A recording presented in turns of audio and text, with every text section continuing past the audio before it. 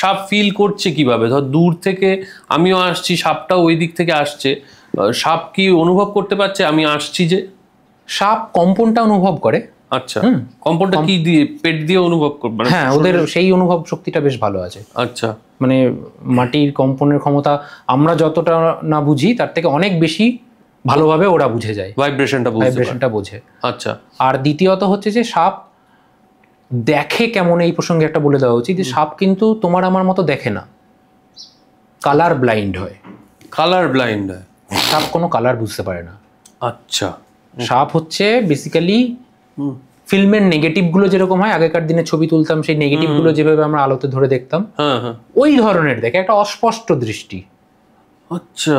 Black and white কথা বলাটাও মানে ভুল বেসিক্যালি, বাট আমরা মানুষকে বোঝানোর জন্য ব্ল্যাক অ্যান্ড হোয়াইট কথাটা বলি, একটা ঘোলাটে জিনিস দেখে।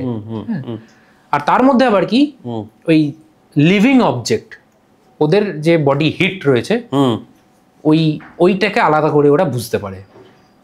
আচ্ছা, মানে কিছুটা ওই বলতে পারো যে ধরো একটা ইঁদুর সামনে দেখছে, হ্যাঁ, ইঁদুরটাকে ও খুব স্পষ্ট ওই যে হিট সেন্স করতে পারছে, ও ওইটাকে স্পষ্ট বুঝতে পারছে, বডি হিটটাকে ওইটা ভালোভাবে দেখতে পারছে। আচ্ছা আচ্ছা, ওইটা ওর কাছে একটু ব্রাইট হচ্ছে।